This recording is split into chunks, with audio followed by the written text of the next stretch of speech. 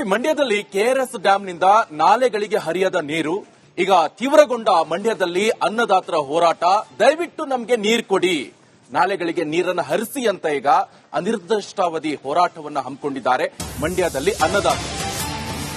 KRS ಡ್ಯಾಂನಿಂದ ನಾಲೆಗಳಿಗೆ ಹರಿಯದ ನೀರು, ಮಂಡ್ಯದಲ್ಲಿ ತೀವ್ರಗೊಂಡ ಅನ್ನದಾತರ ಹೋರಾಟ.